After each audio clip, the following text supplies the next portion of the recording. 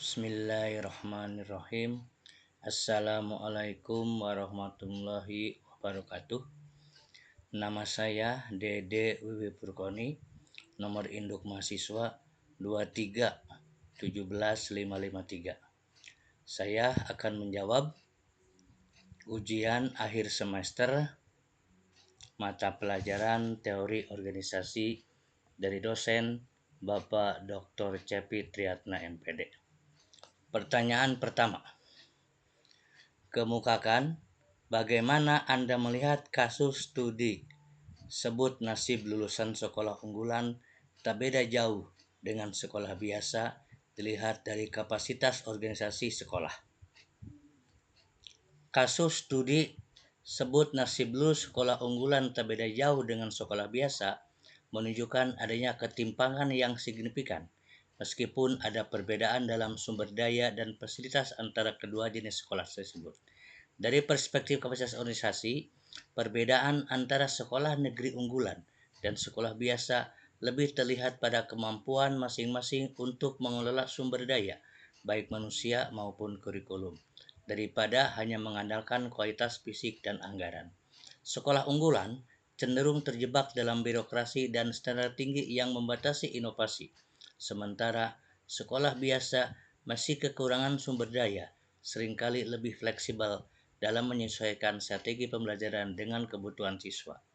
Kapasitas organisasi yang efektif tidak hanya dilihat dari kualitas guru dan fasilitas, tapi juga dari bagaimana sebuah sekolah dapat memaksimalkan penggunaan sumber daya yang ada. Sekolah unggulan seringkali lebih fokus pada pencapaian akademik formal dan standar ujian, sementara sekolah biasa cenderung lebih menekankan pada pengembangan keterampilan praktis dan karakter siswa.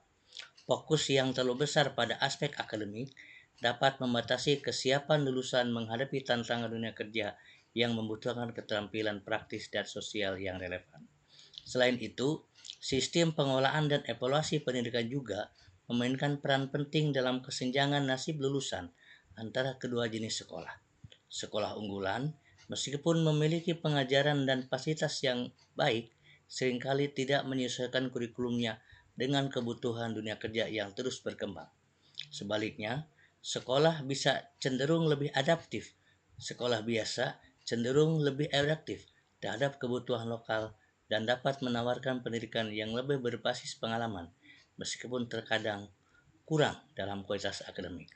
Untuk memperbaiki ketimpangan ini, kedua jenis sekolah harus mengubah pendekatannya.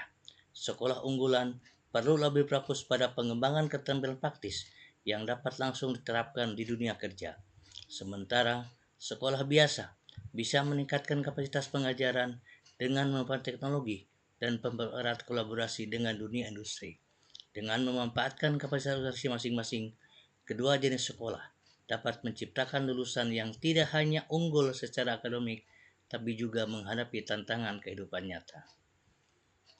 Pertanyaan kedua,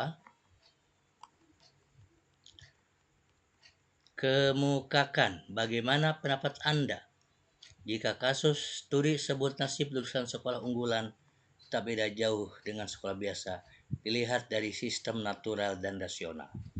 Kasus studi sebut nasib lulusan sekolah unggulan tak beda jauh dengan sekolah biasa dapat dilihat melalui dua pendekatan, yaitu sistem natural dan rasional. Dari perspektif sistem natural, keberhasilan sebuah sekolah tidak hanya bergantung pada sumber daya atau fasilitas, tapi juga pada faktor sosial dan budaya yang berkembang di dalamnya. Sekolah unggulan, meski memiliki banyak sumber daya, seringkali terjebak dalam struktur yang terlalu kaku dan fokus pada pencapaian akademik yang mengabaikan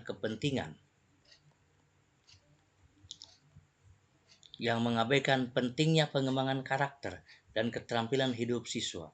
Sebaliknya, sekolah biasa dengan sistem yang fleksibel mampu memberikan perhatian lebih pada kesejahteraan sosial dan emosional siswa meski dengan keterbatasan fasilitas.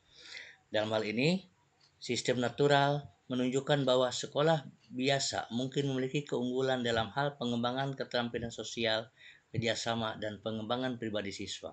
Meskipun kualitas akademik mereka mungkin tidak setinggi sekolah unggulan, lulusan dari sekolah biasa seringkali lebih siap menghadapi tantangan dunia kerja karena mereka lebih adaptif dan memiliki keterampilan praktis yang lebih baik. Sementara itu, sekolah unggulan yang terlalu fokus pada standar akademik dan pencapaian ujian cenderung kurang mempersiapkan siswa untuk menghadapi realitas dunia kerja yang lebih dinamis dan kompleks. Dari sisi rasional, sekolah unggulan lebih terstruktur dalam hal kurikulum dan pengajaran yang berorientasi pada pencapaian tujuan pendidikan yang jelas dan standar akademik tinggi. Namun, jika pendekatan nasional ini tidak disertai dengan pengembangan keterampilan praktis dan kecerdasan emosional, lulusan sekolah unggulan bisa saja kesulitan beradaptasi dengan dunia kerja. Di sisi lain, sekolah biasa meskipun kurang dalam fasilitas dan anggaran, dapat lebih mudah menyesuaikan pendekatan mereka dengan kebutuhan lokal dan memberikan pengalaman belajar yang lebih relevan dan praktis bagi siswa. Untuk mencapai keseimbangan yang lebih baik, baik sekolah unggulan maupun sekolah biasa perlu mengintegrasikan kedua pendekatan ini. Sekolah unggulan harus memberikan perhatian lebih pada pengembangan keterampilan sosial dan kehidupan nyata siswa. Sementara sekolah biasa dapat memperkuat sistem rasional mereka dengan meningkatkan kualitas pengajaran dan fasilitas. Perpaduan kedua sistem ini akan menciptakan lulusan yang lebih seimbang, siap menghadapi tantangan dunia global, dan tidak hanya unggul dalam aspek akademis, tapi juga dalam keterampilan praktis dan kecerdasan emosional. Pertanyaan ketiga, kemukakan pendapat Anda mengenai apa yang menjadi tujuan sekolah dan bagaimana kekuasaan dan pengendalian dalam organisasi sekolah seharusnya dapat memecahkan kasus studi sebut nasib lulusan sekolah unggul tidak beda jauh dengan sekolah biasa. Tujuan utama dari sebuah sekolah adalah untuk menyediakan pendidikan berkualitas yang memfasilitasi pengembangan potensi siswa secara holistik, baik dalam aspek akademik, sosial, maupun emosional. Meskipun terdapat perbedaan dalam sumber daya antara sekolah unggulan dan sekolah biasa, keduanya memiliki tujuan yang sama, yaitu mencetak lulusan yang siap menghadapi tantangan dunia kerja dan kehidupan. Namun, kasus studi sebut nasib lulusan sekolah unggulan tak beda jauh dengan sekolah biasa, menunjukkan adanya ketimpangan hasil yang perlu dianalisis lebih dalam, khususnya dalam pengelolaan kekuasaan dan pengendalian di dalam organisasi sekolah. Di sekolah unggulan, pengelolaan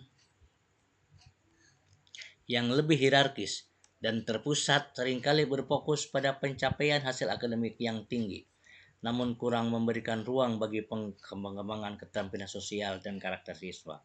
Pendekatan manajerial yang lebih demokratis dan desentralisasi kekuasaan bisa menjadi solusi untuk meningkatkan fleksibilitas dalam pembelajaran dan memberi ruang bagi inovasi. Dengan memperdayakan guru dan staf untuk memiliki otonomi lebih dalam merancang pembelajaran, sekolah dapat menciptakan suasana yang lebih kolaboratif dan responsif terhadap kebutuhan siswa. Sementara itu, sekolah biasa seringkali menghadapi kendala dalam sumber daya dan fasilitas yang terbatas. Meskipun mereka lebih fleksibel dalam pendekatan pembelajaran, pengelolaan yang sentralistik dan keterbatasan anggaran menghambat implementasi kurikulum yang lebih inovatif dan berbasis teknologi. Untuk itu, penting bagi sekolah-sekolah untuk mengoptimalkan pengelolaan sumber daya mereka dengan strategi yang lebih efisien, serta menggali potensi kemitraan dengan pihak luar, seperti dunia usaha dan lembaga pendidikan lainnya, untuk meningkatkan kualitas pendidikan. Untuk mengatasi ketimpangan antara sekolah unggulan dan sekolah biasa, pengelolaan kekuasaan dan pengendalian dalam organisasi sekolah perlu diarahkan untuk menciptakan keseimbangan antara manajemen yang terstruktur dan ruang bagi inovasi, kepemimpinan yang visioner yang tidak hanya berfokus pada aspek akademis, tapi juga pada pengembangan karakter siswa, sangat penting untuk menciptakan atmosfer pendidikan yang mendukung kemajuan menyeluruh. Dengan pendekatan yang lebih terbuka dan desentralisasi, sekolah-sekolah ini dapat menciptakan ruang bagi pengembangan keterampilan abad ke-21 dan memberikan kesetaraan bagi setiap siswa untuk berkembang maksimal. Pertanyaan keempat, kemukakan apa penyakit organisasi yang ada pada kasus studi sebut nasib lulusan sekolah unggulan tak beda jauh dengan sekolah biasa. dan bagaimana Anda memecahkannya. Kasus studi sebut nasib lulusan sekolah unggulan tak beda jauh dengan sekolah biasa mencerminkan sejumlah penyakit organisasi yang mempengaruhi kualitas pendidikan di kedua jenis sekolah. Salah satu masalah utama adalah ketidakseimbangan dalam penggunaan sumber daya. Sekolah unggulan cenderung terlalu fokus pada pencapaian hasil akademik yang terukur, sementara mengabaikan pengembangan keterampilan sosial dan emosional siswa. Sebaliknya, sekolah biasa yang memiliki keterbatasan seringkali kesulitan memberikan pendidikan berkualitas merata bagi baik dari segi pengajaran maupun fasilitas yang menghambat kesiapan lulusan dalam menghadapi dunia nyata. Penyakit organisasi lainnya adalah kelemahan dalam sistem pengelolaan dan kepemimpinan. Di sekolah unggulan, struktur hierarkis yang terpusat dapat membatasi kolaborasi dan inisiatif kreatif dalam pembelajaran. Meskipun ada fokus pada pencapaian akademik, di sekolah biasa, keterbatasan manajerial dan sumber daya manusia sering menghambat efektivitas perencanaan dan penggunaan dana secara efisien, yang pada akhirnya berdampak pada kualitas pendidikan. Hal ini menunjukkan perlunya peningkatan dalam kepemimpinan dan pengelolaan sumber daya di kedua jenis sekolah. Untuk mengatasi masalah ini, langkah pertama adalah memastikan distribusi sumber daya yang lebih merata antara sekolah unggulan dan sekolah biasa. Pemerintah perlu mengalokasikan dana yang lebih efisien dan memberikan pelatihan kepada kepala sekolah dan guru dalam hal manajerial.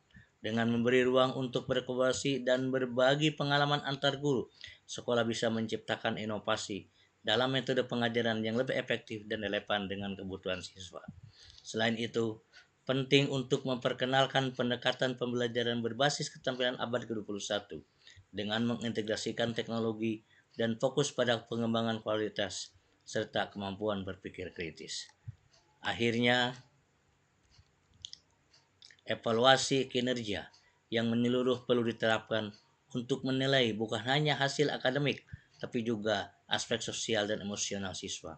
Evaluasi ini harus melibatkan berbagai stakeholder, termasuk guru, orang tua, dan masyarakat, untuk memberikan gambaran yang lebih holistik tentang perkembangan siswa. Dengan pengolahan yang lebih transparan dan berbasis data, kedua jenis sekolah ini dapat meningkatkan akuntabilitas dan proses pengambilan keputusan serta memberikan pendidikan yang lebih berkualitas bagi semua siswa tanpa memandang latar belakang mereka.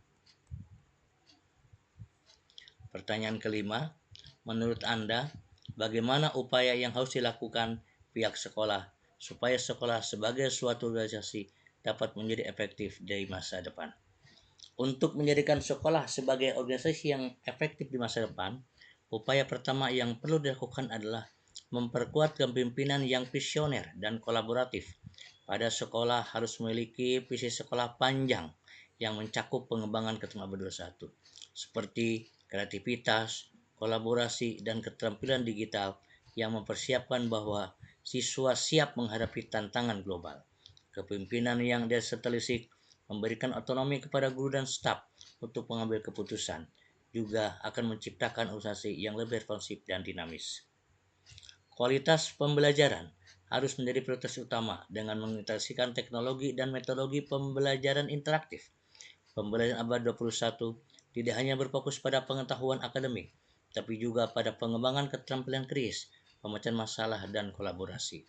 Kurikulum yang fleksibel, yang menggambarkan teori dan praktik, serta memberi ruang bagi siswa untuk terlibat dalam proyek atau pembelajaran berbasis masalah, akan sangat mendukung pengembangan keterampilan tersebut. Peningkatan profesionalisme guru juga merupakan langkah penting untuk menciptakan organisasi sekolah yang efektif. Pelatihan berkelanjutan, kolaborasi antar guru, dan program mentoring dapat membantu meningkatkan kompetensi pengajaran. Selain itu, integrasi teknologi dalam pembelajaran akan memperkaya pengalaman belajar siswa dan mempersiapkan mereka dengan keterampilan digital yang diperlukan di dunia kerja. Terakhir, untuk memastikan bahwa semua sekolah tersebut dapat berjalan dengan baik, sekolah harus mampu meningkatkan akuntabilitas dan transparansi dalam pengelolaan. Sistem evaluasi yang menyeluruh, yang mengukur pencapaian akademik, sosial, emosional, dan pengembangan hierarki siswa, serta pengolahan berbasis data dan transparansi, akan memperbaiki praktik dan kebijakan pendidikan. Dengan langkah-langkah ini, sekolah dapat menjadi organisasi yang lebih efektif, menghasilkan lulusan yang siap menghadapi tantangan dunia nyata dengan keterampilan akademik, sosial, emosional yang seimbang. Itu saja yang dapat saya berikan pada tersebut. Terima kasih. Wassalamualaikum warahmatullahi wabarakatuh.